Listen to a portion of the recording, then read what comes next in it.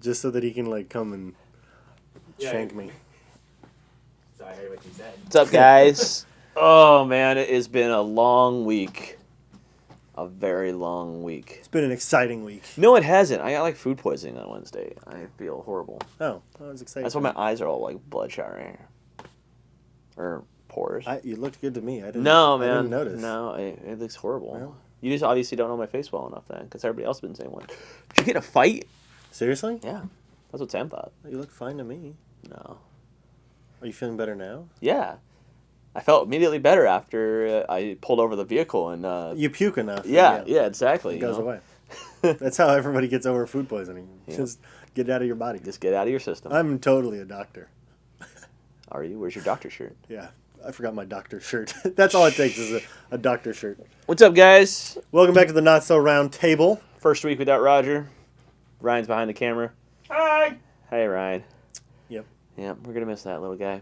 And you guys remember how the show works. You guys have questions that are submitted in our previous videos in the comments section. We collect those before we do the next Not So Round Table. They go into the helm of reasoning.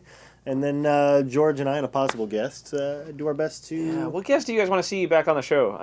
We haven't invited Jet down here for a while. Haven't had Jet for a while. Haven't had Tom for a long time. Yeah, well, Tom's not going to come down from Portland. He might. He won't. We've had Jonah recently. We should have Jet back. Yeah, we should have or Jet Leah. Back. Jet and Leah. Jet and Leah. Jalea. Hey! All right, Jet, so that's our mission to you now is come in a few weeks. Do a show. Yeah. A show. And we've got AMS Iron Horse coming up at the end of the month. Yep, followed by Copperhead. Milson West. Oh, sorry, Milson West. The jump to Rostov or whatever, another Rostov game. Mm-hmm. And then into Copperhead, then into Lion Claws, then into whatever else is going on this year. Looking like it's going to be a very exciting, busy year, but it's going to be a lot of fun. A lot of the events are really stepping up their games this year. So yeah, really looking forward to another event season. Mm-hmm. I'm really excited for Lion Claw at Pendleton. That's going to be really cool. Mm-hmm. You'll have fun there. Let's see here. Would you like to start us off, George? Yay! Oh, man. Okay, Zombie Gamer 2012 asks, to answer the question on what's the next big thing in Airsoft, or big thing Airsoft needs, jetpacks. Like the ones from Advanced Warfare would be the best thing ever. I was thinking more of like jetpacks from the Rocketeer. Okay. Yeah, but with the dual hand controls. Yeah. I mean, but then you're gonna have to like, switch off between. You've played what was it, like Warhammer, not the board game, like the video game when they had those guys that kind of jumped around, and then later, obviously Blizzard kind of used their Reapers with StarCraft 2 and all that stuff. Yes. Anyway, the thing is they could jump around. Oh, that'd be so cool. Wait, when it was a board game, it was still BattleTech, right? I don't know. I never played the board game. I just played the video game versions. Sorry, I'm not. Was it BattleTech? I don't know. Sorry about the company? No, there was a board game. Boy, it beats me. I think it was called BattleTech before. It was called MechWarrior. I don't know. I think jetpacks would be cool, but I don't think that's the next big thing that Airsoft needs. No, not Robotech. I think if we were going to do I would like to see Attack on Titan packs, like the little with the compressed air, and like a little like a ripcord. Something made one. Yeah. Like a firing one. It doesn't like. Would you say that that's the next big thing that Airsoft needs? Jump packs? No. No. I think that's a terrible idea. And it's not a terrible idea. It's just I don't dangerous. think it's the next thing that Airsoft needs. Yeah. I think maybe Airsoft needs some other things. Mm-hmm. It needs some community changes, actually. That's got to be the next big thing is maybe respect for everybody. Yeah. Wow. How amazing would that be? Yeah. Get as the hobby grows, we're gonna have to start behaving better as a group. All right, moving on. You went kind of dark humor there. Yep. Okay, so Snowman asks, "Dear Insert, what new movie or movies are you looking forward to seeing in the future?" Deadpool. Oh, that's right. Deadpool's coming out very shortly soon. here. What else? I'm going to just put this out here. While we were at SHOT, they were filming scenes from the upcoming Bourne film. I'm excited. This is my favorite film franchise. Well, Bourne Identity was fantastic. 2 and 3, Paul Greengrass. I don't want to see close-ups of everybody's face while they're having fights. Like, just back off a little bit. quit with the shaky camera and makes for a good story. Yeah, but it's all about the sound effects for that. I mean, that was one of the big things that movie was about, was bringing sound, heavy sound to into fights. Actions. Right. And I mean, I think this question actually kind of was around. I mean, I enjoyed The Martian. I read the book. Yeah. I read the book a while before that. You know, and that I was very happy with that movie. There's that other movie that Leonardo DiCaprio was just saw that, The Revenant. The Revenant. I have not seen that yet. It's another one where you spend 60 to 70% of the movie right here. Yeah, looking at drool and things frozen on their faces. So the question is, is this Leo's Oscar year then? Or does he get ganked by Matt Damon? Or somebody else? I mean, you think about it, like Leo has the worst luck. He does something, and then somebody else does something just to one-up him. You know? And I really loved it with Wolf on Wall Street. I think Honest Trailers put it best, because Matthew McConaughey won that year over him. Mm-hmm. And then they made a joke of how, you know, Matthew McConaughey was that guy who was like beating his chest in front of him in front of Wolf on Wall Street, which was not in the script, but it's just kind of an ironic moment. Mm-hmm. Just like how many times is that dude gonna get nominated and not win something? I don't know if Revenant will do it. You don't think Revenant will do it? I mean, like, as dramatic as it was and as, you know, emotional as it was, he really didn't do a whole lot of... Yeah, but here's the thing, is what sucks is the one he's going to get an Oscar for is going to probably be the one he doesn't deserve it for. That's just the way that's just the way that works, man. It's just like, you know, he's done so many other good roles, whether it's, you know, whether it was, like I said, Wolf on Wall Street did an incredible job. You look at what he did at The Aviator. Titanic. Catch Me If You Can. Catch Me If You Can. I'm thinking of, wow, I'm drawing a blank right now. Romeo and Juliet. No, definitely not that movie. Did you ever see that movie? Yeah. The movie was horrible. Dude, I love how their guns were called swords. Oh man, Ryan knows. No, he's but nodding. like in Departed, he was amazing. Departed, and that's what I was like. He should have won it for Departed. He should have won it, but it's just the same thing. If somebody just does something to just like one up him at one moment in time. Billy Costigan. What? Who won that year? I don't know. Was that the year of like No Country for Old Men, or? Maybe. I didn't enjoy that movie. You didn't like that? No. Oh, I'm excited for the upcoming Coen Brothers. Coen Brothers. Hail Caesar. Yeah. Looks good. I love Coen Brothers. George Clooney makes another return to the screen. Is he? Oh, but for the Coen Brothers. Right. I mean, yeah. Yep. Fargo 2. Oh, Brother, Where Art Thou? Oh, Brother, Where Art Thou? But Fargo 2. They're not coming out with Fargo 2. Have you seen? They're not. I've heard good things about the series Fargo. Yeah, me too. I have not seen it. My dad says I need to see it. I'm a huge Big Lebowski fan, huge Fargo fan, huge you know, even Brother Where Art Thou is funny. It's not related to any of those, but there's a lot of homages to it in that series, I guess, that I have to watch. Mm-hmm. But you know, that would require, you know, watching TV or something. Mm-hmm. I know. Was that your question or mine? I don't know, man. It was my question. It was a long. We took a lot to answer that. Movies are fun. I just watched Spy Game last night. Ooh, this is a good one. With Brad Pitt and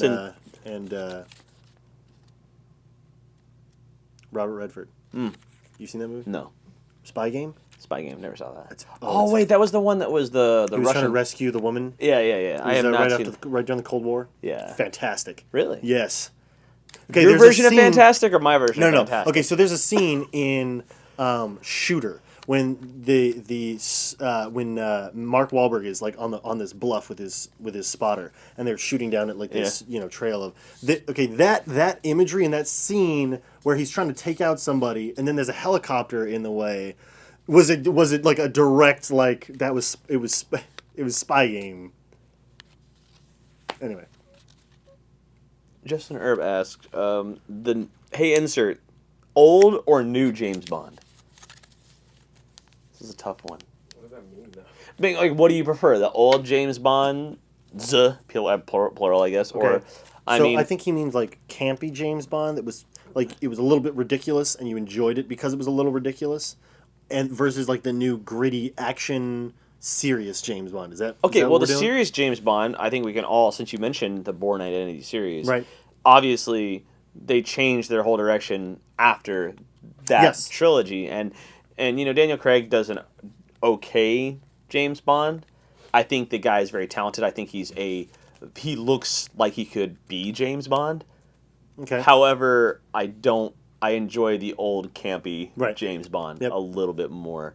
The gimmicky gadgets that were like really super like pointless, Mm-hmm. except for that one moment in time that he uses it in the movie, you know, or the stupid one-liners or the bad villains. Right, and like, that's what made James Bond fun. Yeah, I mean, that's what I remember is the James Bond of the 80s or, you know, James Bond 70s or the 90s. I mean, with the exception of maybe Tomorrow Never Dies and The World Is Not Enough, I think we can.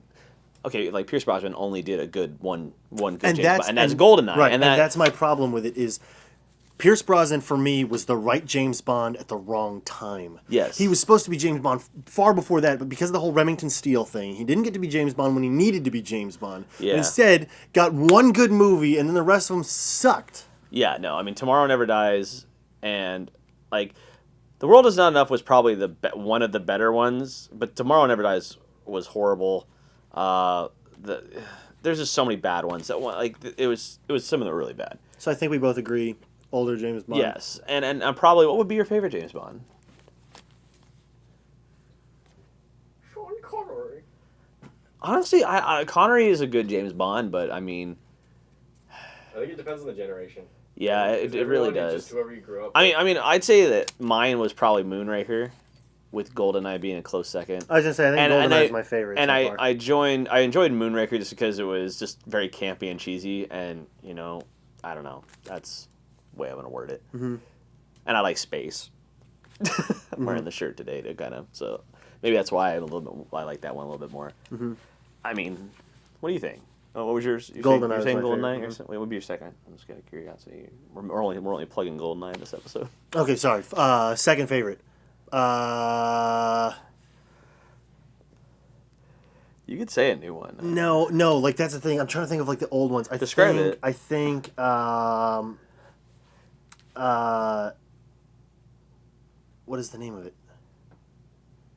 007? No, it's Octopussy? Yeah. You just didn't want to say that. Yeah, that's like that's a good movie. What, you can't say Octopussy? No, it was a terrible movie. You didn't like Octopussy? I loved it. I mean, anyway, classic stuff. Go ahead. That's what we're talking about today, is spending 50 minutes talking about movies. Yep. Okay, Airsofter X990 asks, this is a question for Jet. What's the question? We'll just wait till he comes back. I don't want to know what it is, because I want him to be able to read it. All right. We could answer for Jet. This one's not a question. Hannibal Smith. Welcome back, Hannibal. Once again, we're just going to have to put you like with a picture of you on the show. Can we get some automatic shotguns in airsoft, shell ejecting, and magazine fed too? Yes. I was like, yeah, coming soon. There is some stuff that's coming out on the horizon. You know, there's the stuff like you just mentioned, A12 from Tokyo Marui. You know, APS I think is developing some stuff. Yeah, shell ejecting? There is some shell ejecting stuff. I know that there is talk of a Benelli. I know that there's talk of some cool stuff, but it's all talk until it's an actual product, right? So stay tuned. Exciting things coming down the pipeline. Oh, For Russia with Love was also good. For Russia with Love, that's good. Massachusetts asks, License to Kill was also good. This is a good question. Massachusetts Airsoft asks, what is your opinion on Glock giving their licensing to Cybergun? Do you think that a different company should have received the licensing instead of Cybergun? If so, who? Well, we're not going to answer the second part of the question. Right. Because it's kind of irrelevant of I think any company that gets the licensing for any airsoft product is going to hopefully do a good job with the product and presenting it to the market. I think that Cybergun is I think that they're going to deliver eventually. Right now, it's just a law enforcement Right, thing. so I think that needs explained, because I think most airsofters out there are seeing this as, okay, so the only way I can get an airsoft Glock is through Cybergun. Well, that's only half true. Technically, currently, at the time we're filming the license is only for airsoft Glocks for law enforcement training purposes and only to be sold in France for right now. I mean, everybody does know that they are eventually going to bring it to the U.S. law enforcement market. Right. That would just make sense. Right. Considering the law enforcement market in the United States is quite huge. So, I think what Glock is going to do, I think they're going to everything's going to be a little stepping stone to kind of figure out what they want to do, give them time to perfect their product. I mean, quite honestly, I think that there's I don't understand the obsession with having that kind of like having the Glock pistol. Yeah, especially as an airsoft gun. Double stack 1911s are far superior. I honestly like I went back to 1911s for airsoft. I really was happy with my decision. It helps that I have a real 1911 though too. That too. I mean, plus there's a bunch of other platforms coming out now. You know, the ASG, the CZ series, the P09, the SP01 that's coming out. Yeah. Like, you know, there's so many other options, and I think what it is that people just want that because it's I know movies or whatever. But I mean, the VFC MMP is pretty good. 1911s, all either double stack or single stack are pretty good. The you can't even go wrong with a classic M9. Yeah, no, I was about to say that the M9 actually is probably the best performing green gas pistol, maybe with the only rival being the High Kappa because of the lighter slide. It's able to cycle really well. I mean, and it's double stack. And it's a double stack magazine, and so I would kind of shoot for one of those. I really don't think that it's that important to see the Glock hit the market. Mm-hmm. You know, I understand the hype. You know, it's Glock. You know, it's the big name that everybody's been after. But MMPs, the list goes on and on of stuff that's just as good. Salami Puddin asks, can Matt do an unassisted handstand? Can you? I don't know. So you know what an unassisted handstand is, right? Does that mean without hands? No, that means like you. Yes, it's Matt. Just a floating handstand. Matt, here's what you're gonna do. You're gonna keep your hands like this, and you're gonna jump and slam your head into and the just endo. And yeah, okay. And then you'll be no longer Evike Matt. You'll be. What am I trying this? No, you don't have to. No, you don't. We don't have room here. You're gonna break something. I can do it. No, you're gonna break something. You know what unassisted? You don't have room to like. So unassisted means you're getting force to go down and you propel yourself up. I'm not like lifting you up. Does that make sense? No. You're gonna try and do a handstand on your own. Yeah. Yeah. Yeah, that's an unassisted handstand. Yeah. Let's try it. Please don't break something. I'm not gonna break anything. I'm not gonna be able to do it either. How much you guys want to bet he's gonna break something? You almost hit the Kino. Am I good? Is that good? I can't hold it. You almost hit a $3,000 light. That's fine. I can't do it for more than like 2 seconds. Hope you're happy. All right, last question for the day. Mm-hmm. We need more questions. You guys need to submit more questions. What do you guys want to talk about? Yeah, we got to collect them too. We got to bring up that. Yeah, I know. Henry Spat asked, what is the best thing to say to someone? Okay, hold on. I have to rephrase the question. What is the best thing to say to someone who says to you that airsoft is stupid? They're right. I'm just kidding. I'm kidding. I think people who don't understand it are always... People are like that with a paintball as well, or real shooting, especially now with the controversial topics. You know, you'll get judged on whatever you do anyway. That's the way people are.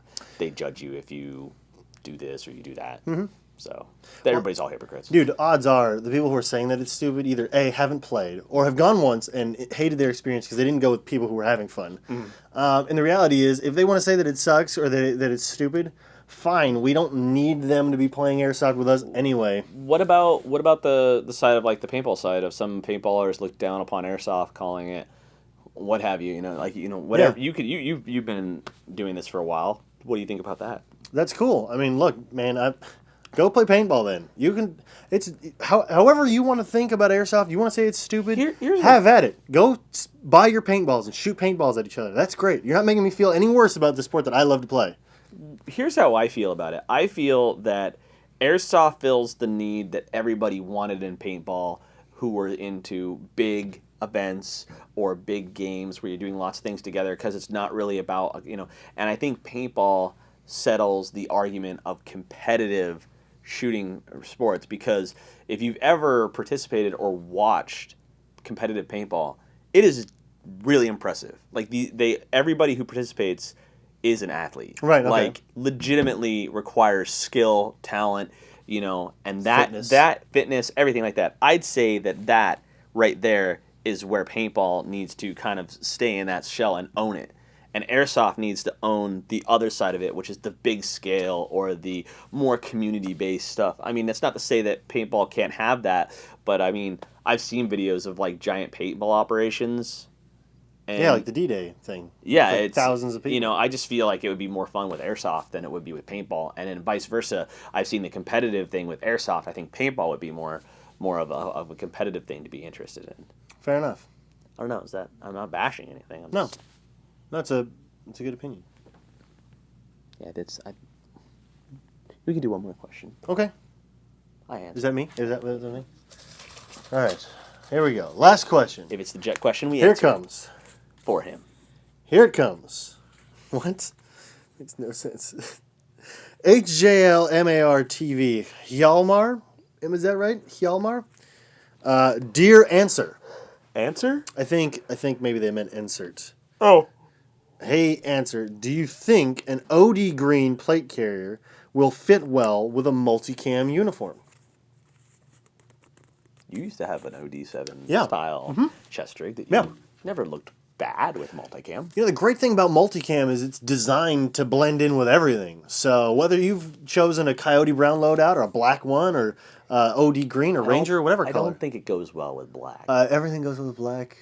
It's black. That's why they made multicam black, is to go with black stuff. He didn't say multicam original. He just said multicam uniform. He could have meant black. We don't even know.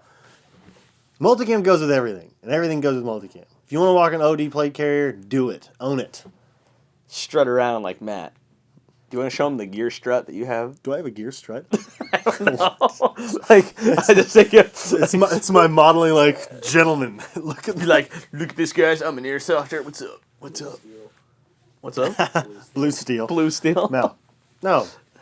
I like he said, though, I think multicam pretty much goes with everything. And I also think that Coyote Brown and any combination of green go well together. Black is like that stepchild that just has to be in its own little world. And if you want to wear black gear, then you just own all black gear. Or you look like a contractor or something. That's the only way you can really pull off black gear. You can't be wearing like a black plate carrier on multicam. It just looks weird. It does. Okay. Well, then I guess I'll just put back my black vest. You never sold that? No, I still have it. The vest that I started with.